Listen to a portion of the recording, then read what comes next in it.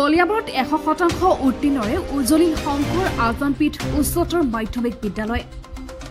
সদ্যঘোষিত উচ্চতৰ মাধ্যমিক চূড়ান্ত পৰীক্ষাত 100% উত্তীৰ্ণৰে উজলিল কলিয়াবৰ গৰৈমাৰী শংকৰ আজানপীঠ উচ্চতৰ মাধ্যমিক বিদ্যালয়। 2013 বৰ্ষত স্থাপিত বিদ্যালয়খনে উচ্চতৰ মাধ্যমিক চূড়ান্ত পৰীক্ষাত অৱতীৰ্ণ প্ৰথম বৰ্ষৰ পৰাই 100% উত্তীৰ্ণৰে সফলতা লাভ কৰিবলৈ সক্ষম হৈছে। এই বৰ্ষত পৰীক্ষাৰ্থীৰ অৱতীৰ্ণ 14 গৰাকী ছাত্ৰ ছাত্ৰীৰ ভিতৰত আছে 3 জন ষ্টাৰ মাৰ্ক সহ 6 জন প্ৰথম বিভাগত আৰু 3 জনে দ্বিতীয় বিভাগত আৰু 6 গৰাকী ছাত্ৰ ছাত্ৰীয়ে তৃতীয় বিভাগত উত্তীৰ্ণ হৈছে। উত্তীৰ্ণ ছাত্ৰ ছাত্ৰীসকলক বিদ্যালয়ৰ তৰফৰ পৰা একোখনকৈ ফুলাম গামোচাৰে আদৰণি জনোৱা হয়।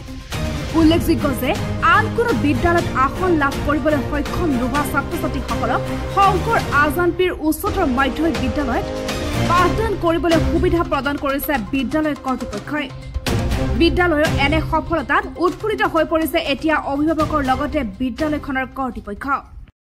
আজি যি ফলাফল ঘোষণা কৰিছে সেই ফলাফলত আমাৰ শংকৰ আজানপীঠ উচ্চতৰ মাধ্যমিক বিদ্যালয়ৰ 14 জন ছাত্ৰ অৱতীৰ্ণ হৈছিল আৰু 14 জনেই উত্তীৰ্ণ হৈ বিদ্যালয়ৰ অক্ষুণ্ণ ৰাখিব পাৰিছে, বিদ্যালয়ৰ গৌৰৱ আনিব পাৰিছে।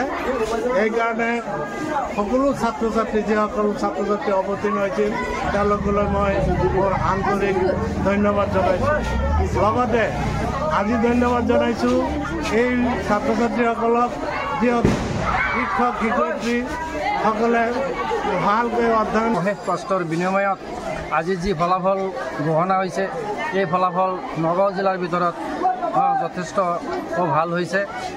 3 জন ছাত্ৰ ছাত্ৰীয়ে ষ্টাৰ পাইছে, 5 জন ছাত্ৰ ছাত্ৰীয়ে ফাৰ্ষ্ট ডিভিজন পাইছে, বাকীখিনি ছেকেণ্ড ডিভিজন পাইছে। গতিকে আমাৰ এই পিছপৰা অঞ্চল হিচাপে আৰু এই গৰৈমাৰী শংকৰ আজানপীঠ উচ্চতৰ মাধ্যমিক বিদ্যালয়ৰ শিক্ষাগত মানদণ্ডৰ ওপৰত ভিত্তি কৰিলে